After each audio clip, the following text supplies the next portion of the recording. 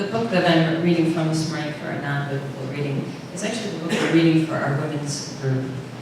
And the chapter this week tied in perfectly with the message I had been thinking about reading. This book is about Eddie Hillesum. It's called A Life Transformed, written by Patrick Woodward. It talks about a young girl's transformation from being someone who really was not spiritual, religious at all, to someone who was an example and a comfort, full of peace and calm during one of the darkest times in history. So she says this in the diary that she wrote. But this afternoon, I suddenly found myself kneeling on the brown coconut matting in the bathroom, my head hidden in my dressing gown, which was slung over the broken cane chair. Kneeling doesn't really come easily to me. I feel a sort of embarrassment. Why? Probably because of the critical, rational, atheistic bit that is part of me as well.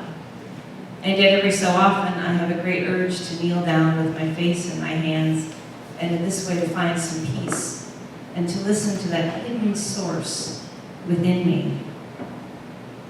The author says this, as she practices this kneeling, she realizes that though it is very new, it really does matter to her.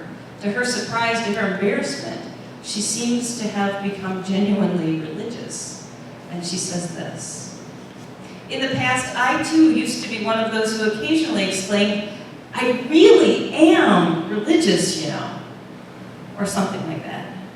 But now I sometimes actually drop to my knees beside my bed, even on a cold winter night, and I listen in to myself, allow myself to be led, not by anything on the outside, but by what wells up from deep within.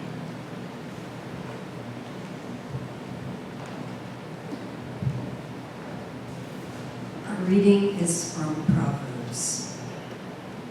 Trust Yahweh with all your heart, and don't rely on your own understanding.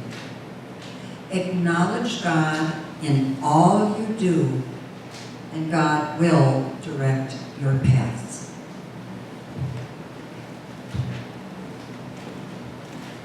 Would you pray with me? Loving one, help us to trust, to let go, to get out of our heads, and to open our hearts to your presence that is always within. May the words of my mouth and the meditations of each of our hearts be filled with your grace and your wisdom. Amen. So last week I started what is kind of a 4-week sermon series, jumping off of themes that I connected with in Mark Nepo's book, The One Life We're Given. And I fully expected to do a reading from that book until this one from Eddie Hillesum came out. So I'll get back to Mark Nepo in a minute. But last week we started with course control, or course correction, and see, I can't let go of control. Course correction. And the scripture was, live as children of the light. To keep watch on our conduct, and to not live foolishly, but as wise and thoughtful people. Anybody remember that? Yeah, okay. Wise and thoughtful people. Well, to live as wise and thoughtful people, to not live foolishly, sometimes requires releasing control. The path that we were bound and determined to go down, we sometimes have to let go. That vacation, Amanda, that you were bound and determined you were going to take, only to find out that you had to let go and find a different way. So we're talking about that today, about releasing control. Do you remember growing up, did you hear the same things I did, which were, you can be anything you want to be if you just try hard enough, if you work hard enough, if you what? If you apply yourself. What else? If you set your mind to it. You can play the drums like Mike if you practice long enough. You know, there's the whole don't give up, right? You put your nose grindstone. Pick yourself up by the bootstraps. If at first you don't succeed, try again. All of those cliches, and probably more that we missed, set us up to believe that somehow we could have control over our lives, and over how well we did, and of how much we achieved, and of the course that we were going to take. It's like we were in control. They say that too. You are in control of your own destiny, right? And so we set out to be in control, to make everything go our way. Sort of the concept of letting go, releasing control when it comes to our life's ambition and our needs and our wants and our jobs and our families. This is not taught, certainly, and isn't talked about a whole lot. In fact, it may not even be a thing at all. The kind of releasing control that we're talking about today, though, it's a spiritual releasing. It's an inner letting go, an inner surrender that manifests itself outward. And maybe that's never talked about either, because we're all hung up on, if I just try hard enough, I can have absolutely everything I want in my life. So the story from Mark Nepo's book that actually got me onto this path. It's a story about 1,200 years ago. There was a Chinese poet named Po Chi-an, or something like that. And he wrote about getting lost on horseback. And if any of you have ever been lost driving around with darkness falling, maybe driving through the hills of Appalachia and not having any idea where you're going, occasionally a little bit of anxiety can set in. And you take a wrong turn after wrong turn, and here he's on a horseback, getting more and more anxious and feeling a greater and greater urgency and steering his horse first one way and then another way and not getting where he needs to go until he's finally exhausted himself and falls asleep on the horse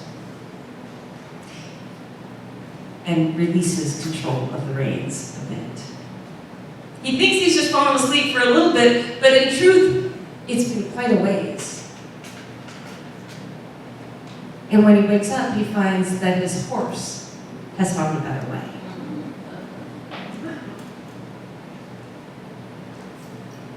Sometimes we feel like we've been told this too, if you just push through it, right?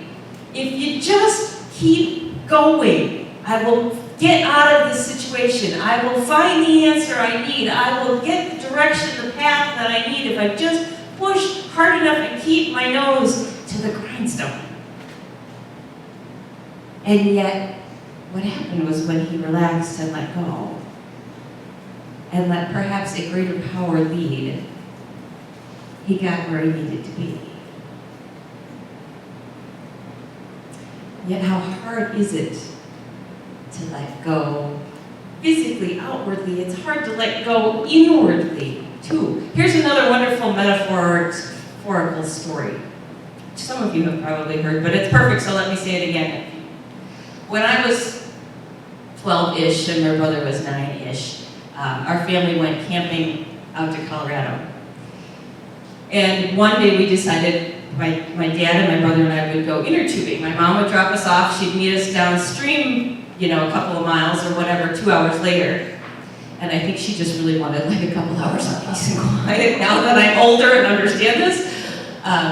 So she dropped us off with our big old, truck tire inner tubes on the edge of a field, probably a city block away from the river and, knee-high grass. And she dropped us off and she was out of there, she was gone. We, take our inner tubes to the river and we get to the river only to find out that the river is going the opposite direction that we thought it was going. Somewhere along the line we had gone over the Continental Divide and all the rivers started flowing the opposite direction. And this was before cell phones. There was no way to go, hey mom, meet us downstream the other direction. the inner tubes upstream. 2 hours of pushing the inner tubes upstream while all the other nice people are just floating by.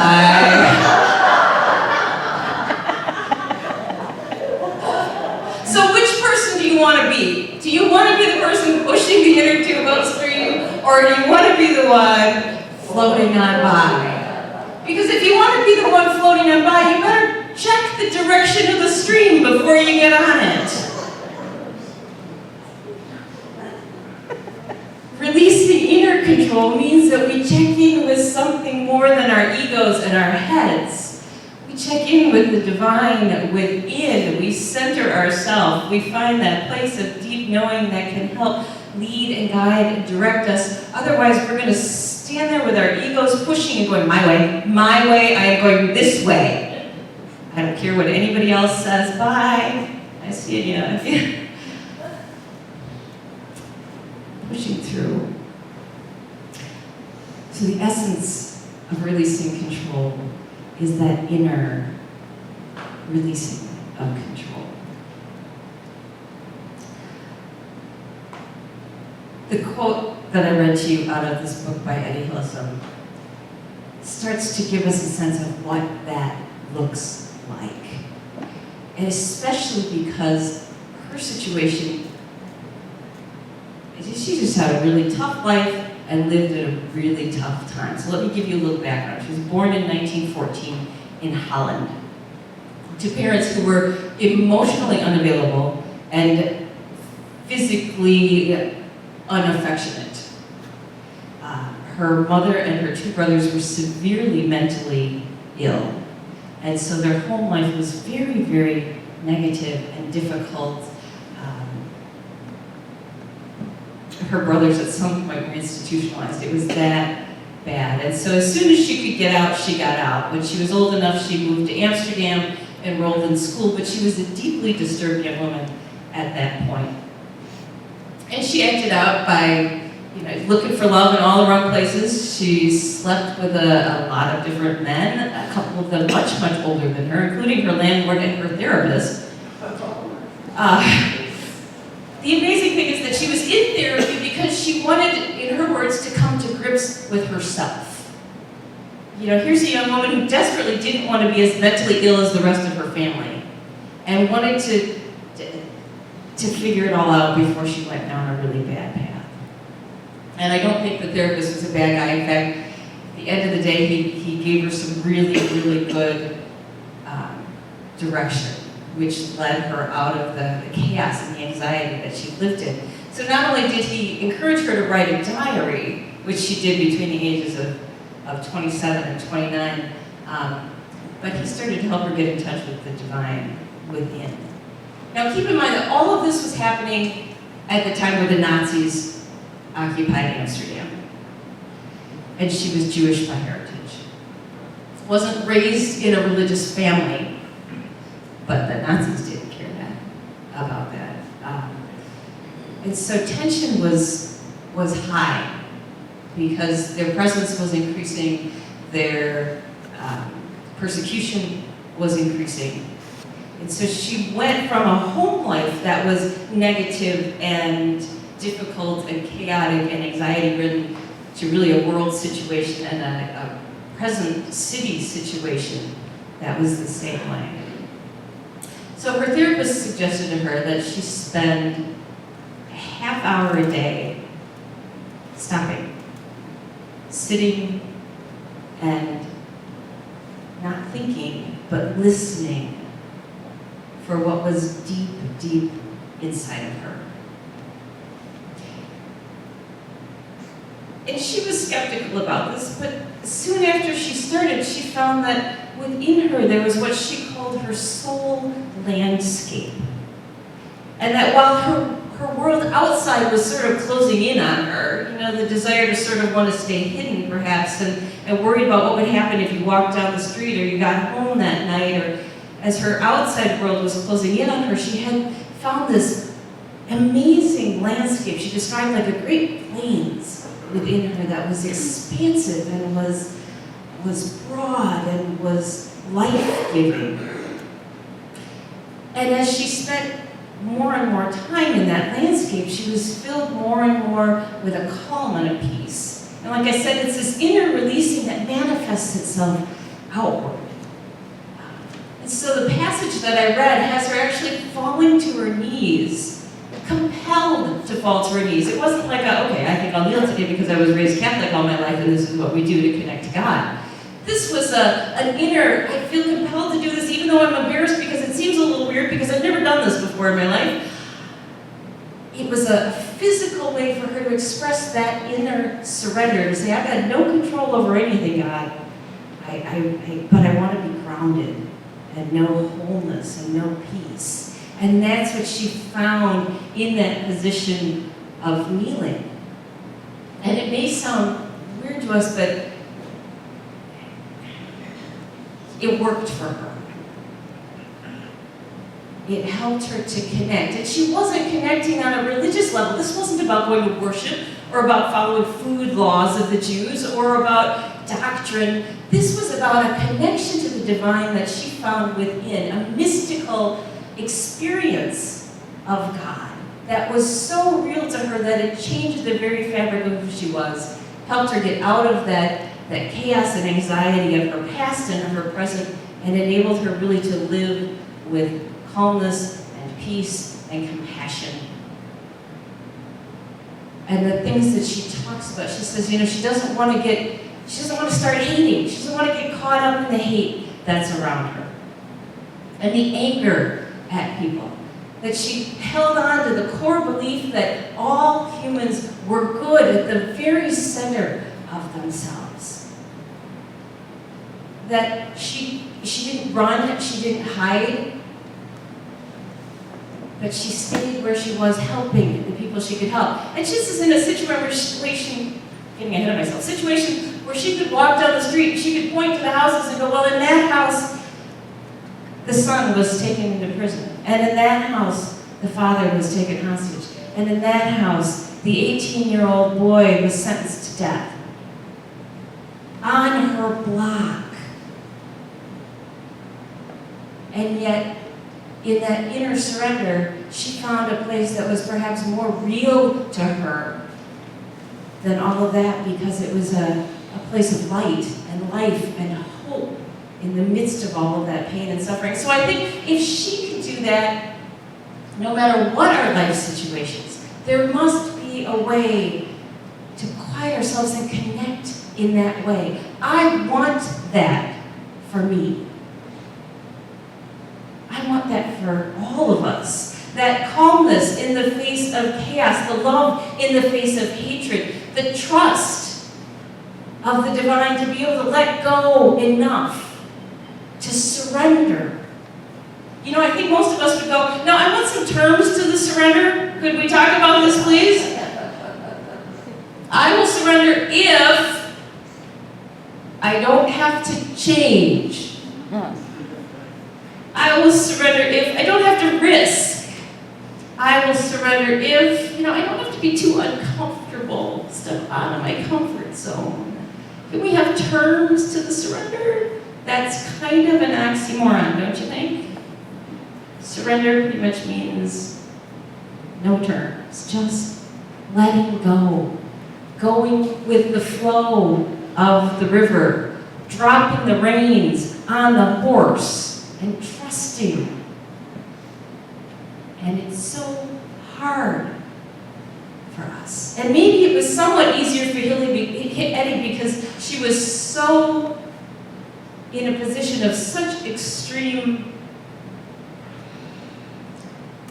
persecution and such a horrible world situation that maybe in some of those situations it's just easier to let go because you can't control anything.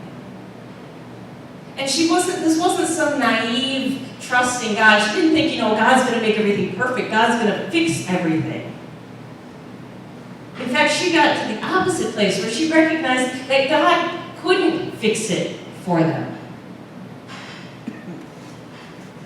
But that what she needed to do was preserve that place for God in her heart. To let God live within her, because she was convinced that if the world lost that, that the world was lost. So, I don't think I've ever told anybody this. When I was a pastor in a church building, and I was overwhelmed with whatever was going on, whether it was someone who didn't like me, or it was somebody who was struggling, or a difficult personal situation, or political churches, whatever it was, oftentimes I would find myself going to the sanctuary and not necessarily kneeling, but sitting down on the ground and just sitting there for long. I can remember there was one time, truth be told, where I laid myself flat out on the ground, arms outstretched, because I was so distraught, so lost, that it was the closest I could come to connecting with the ground of my being and releasing control, surrendering, because I was so low, there was nothing else I could do but try to spiritually let go. And some of those times that I went into the sanctuary and did that, honestly, I couldn't get out of my head enough to make that connection. And I'd leave just as frustrated and upset and hurt or whatever as I went in, because I couldn't let go of the distraction. But when I could get past it, when I could find that inner landscape, when I could connect at a deeper level, there was a knowing that I was held, that I was loved, that I would get through, that I wasn't alone. And I draw strength from that. In the same way that Eddie drew strength from her time in that inner landscape. Strength so that she didn't hate, she didn't get overwhelmed with anxiety. She was able to help people in the concentration camp and be an inspiration and show compassion until she herself died in Auschwitz.